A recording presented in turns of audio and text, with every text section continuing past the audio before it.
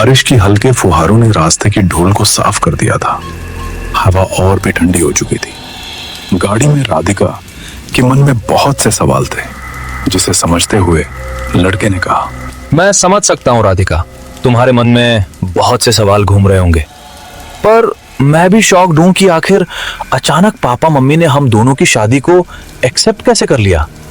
अमन राधिका के साथ आज शादी के पूरे 6 महीने बाद अपने गांव जा रहा है। दरअसल जब अमन पढ़ने के लिए शहर आया था तो उसकी मुलाकात राधिका से हुई। राधिका अमन की बैचमेट थी। यहीं से दोनों की धीरे धीरे बातचीत शुरू हुई और दोस्ती कब प्यार में बदल गई पता ही नहीं चला। अमन राधिका को पसंद करने लगा। वो राधिका से शादी करना चाहता था। उसने अपने घर वालों से भी बात की, पर उन्होंने उस लड़की को स्वीकार करने से मना कर दिया। अमन ने भी अपने माता पिता से जिद में कह दिया कि वो शादी करेगा तो उसी लड़की से, वरना नहीं। बेटा तू ऐसा नहीं कर सकता। नहीं पिताजी, मैं आज ही करूंगा राधिका से शादी। उन दोनों ने शादी की। शादी के बाद अमन और राधिका ने एक छोटा सा घर खरीदा। अमन को एक अच्छी कंपनी में नौकरी मिल गई और राधिका भी एक समाज सेविका थी। धीरे धीरे समय बीता, पर तभी एक दिन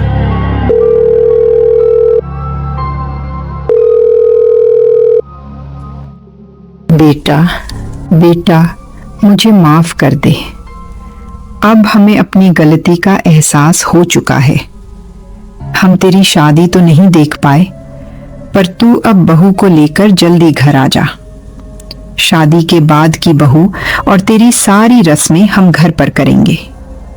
अमन भी अपने माता पिता की बातों से थोड़ा इमोशनल हो चुका था, इसीलिए वो अपने पिता की बात मान जाता है और तुरंत ही ड्राइवर को गाड़ी घुमाकर उसके गांव की तरफ ले जाने को बोलता है।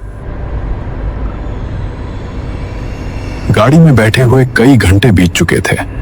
राधिका भी काफी थकी हुई लग रही थी। हमें घर पहुंचने में और कितना टाइम लगेगा? बस 10 किलोमीटर और।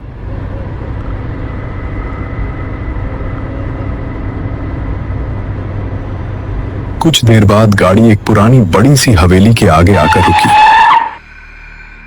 दोनों गाड़ी से उतरे और घर के अंदर गए।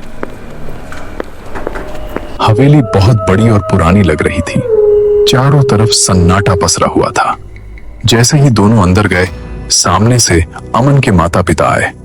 अमन के पिता भानु प्रताप, लंबी कद काठी, सख्त आंखें, पर चेहरे पर कोई भाव नहीं। दूसरी ओर उसकी मां पारंपरिक कपड़ों में बेहद शांत और गंभीर, होठों पर हल्की मुस्कान लिए हुए उन्होंने राधिका को गले लगाया।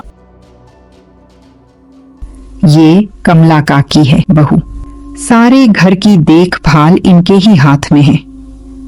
इस दिन का इंतजार हमने सालों से किया है बहू। बेटा, इतनी नाराजगी ठीक नहीं। माँ बाप हमेशा अपने बच्चों का अच्छा ही चाहते हैं। आसपास के कई जिलों के लोगों की जान इस भानु प्रताप चौधरी के अंदर बसती है और भानु प्रताप की जान तुम्हारे अंदर। तुम्हारी पसंद को तो हमें स्वीकार करना ही था। अब जाओ, तुम आराम करो, बातें बाद में।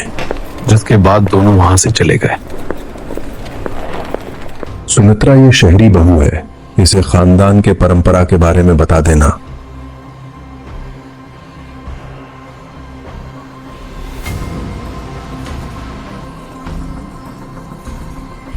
किसी भी चीज की जरूरत हो बेटा तो मुझे बताना, और रात में अपने कमरे से बाहर मत जाना।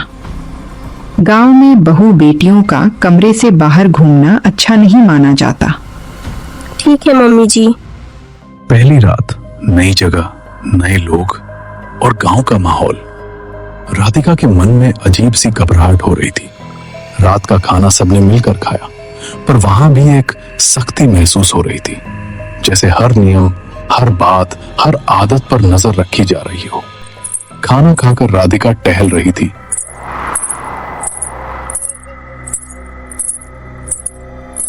कि तभी उसकी सास ने बोला, बहू, दिन में या रात को घर से बाहर मत निकलना। कुछ चाहिए हो तुम्हें तो मुझसे कहना। उसके बाद राधिका कमरे में आई। अमन थक कर सो चुका था। राधिका ने देखा कि कमरे की खिड़की खुली हुई थी। यहाँ जब से आई हूँ कुछ ठीक नहीं लग रहा। सर भी भारी लग रहा है, शायद नई जगह की वजह से। चलो कोई नहीं, खिड़की बंद करके सो जाती हूँ। खिड़की बंद करते वक्त उसने देखा कमला काकी अपने हाथ में खाने की प्लेट लेकर कहीं जा रही थी। वो झुककर चल रही थी जिससे कोई और उन्हें देख न पाए। इतनी रात को ये कमला काकी खाने की थाली को कहाँ लेकर जा रही हैं? शायद खाना ज्यादा बच गया होगा, इसीलिए जानवरों को देने जा रही होंगे। वो एक कोठरी के पास गए जो घर से थोड़ी दूर थी। उन्होंने उस थाली को कोठरी के दरवाजे के नीचे सरका दिया। राधिका ने नजरअंदाज किया और आकर सो गई।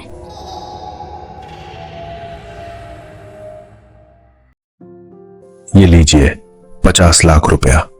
इससे जाइए और अपने गांव की पानी की समस्या दूर कर लीजिए।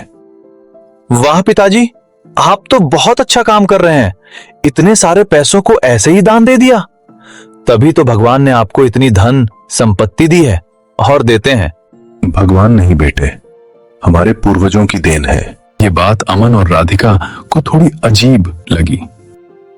उसी रात वो दोनों सो रहे थे, तभी राधिका को एक अजीब सी आवाज सुनाई दी। उसने उठकर खिड़की से देखा कि कमला काकी उसी तरीके से उस दरवाजे के नीचे से प्लेट को अंदर सरका रही थी। ये रोज रोज कमला काकी इस दरवाजे के नीचे से किसको खाना देते होंगी? जानवरों का तो थोड़े से खाने से कुछ नहीं होगा, और अगर इंसान है तो हमारे साथ क्यों नहीं खाता? क्या करूं, देख कर आऊं क्या? इसी उधेड़बन में वो चली जाती है। हवेली में पूरा सन्नाटा हो चुका था। वो धीरे धीरे सीढ़ियों से नीचे उतरती है और उस कोठरी की तरफ जाती है। वहां पहुंचते ही उसने देखा एक बड़ा सा ताला उस दरवाजे पर लटक रहा था और दरवाजे के ताले पर बहुत से धागे लपटे हुए थे। आसपास का माहौल काफी डरावना था क्योंकि वहां अंधेरे में झिंगुरों के साथ और भी कई अनगिनत आवाजें आ रही थी जो किसी को भी डराने के लिए काफी था।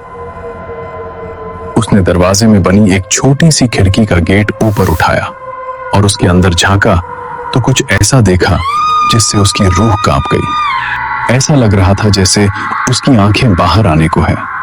उस कोठरी के अंदर एक ऐसी परछाई थी जिसकी सिर्फ सफेद आंखें नजर आ रही थी। वो बेहद डरावना मंजर था। वो घबराकर पीछे गिरने वाली थी कि राधिका, तुम यहाँ क्यों आई? वो तो सही हुआ कि मैं वॉशरूम जा रहा था, तभी मैंने तुम्हें देखा। अमन, वहाँ कोई है? पहले यहाँ से चलो राधिका, फिर बात करते हैं। कमरे में पहुंचकर राधिका ने अमन को सारी बातें बता दी। वो बहुत घबराई हुई थी। यार राधिका, प्लीज वहां कभी मत जाना। मुझे पता है तुम्हारे मन में कई सारे सवाल होंगे कि कमला काकी रोज वहां किसको खाना देने जाती है, क्या करती हैं। तुम बाहर मत जाना बस। अगर काकी या पिताजी को पता चल जाता तो बहुत बड़ा बवाल हो जाता। हमें इन सब चीजों से कोई मतलब नहीं है कि काकी कहां जाती हैं, क्या करती हैं। वैसे भी हम बस कुछ दिनों के लिए ही यहां आए हैं। अमन की बातों से राधिका ने खुद को तो शांत कर लिया, पर उसके दिमाग में अभी भी वो सब चीजें घूम रही थी। अगले दिन सुबह राधिका अपने सास ससुर के लिए चाय लाती है।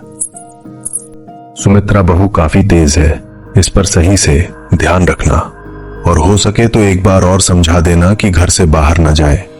उसी शाम की बात है। राधिका अपने रूम में एनजीओ से रिलेटेड कुछ काम कर रही थी। उसे एक मेल सेंड करनी थी, पर उसके मोबाइल में नेटवर्क बिल्कुल भी नहीं आ रहे थे। इसलिए वो नेटवर्क की तलाश में घर से बाहर चली गई, जिसे सुमित्रा ने देख लिया और गुस्से से उसके पास गई।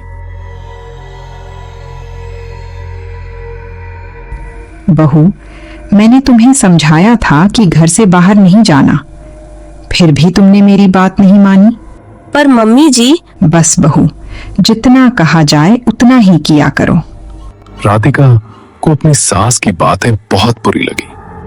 देर रात हो चुकी थी। राधिका अभी तक सोई नहीं थी। वो दिन भर की हुई बातों को लेकर परेशान थी। कौन हो तुम? ऐसे रो क्यों रही हो? राधिका के चिल्लाने की आवाज सुनकर अमन भी जाग गया। क्या हुआ राधिका? कोई बुरा सपना देखा क्या? राधिका बहुत डरी हुई थी। अमन ने उसको संभालते हुए शांत होने को कहा। अमन, यह कुछ गड़बड़ है। मुझे पता नहीं क्यों यहाँ पर कुछ ठीक नहीं लग रहा। अच्छा, रिलैक्स हो जाओ। हम मम्मी पापा की खुशी के लिए थोड़े दिन के लिए यहाँ पर आए हैं। टेंशन मत लो, हम जल्दी ही यहाँ से निकल जाएंगे। चलो अब सो जाओ। अरे ये खिड़की तो मैंने बंद की थी, ये खुली हुई कैसे है? अमन ने समझाकर राधिका को सुला दिया।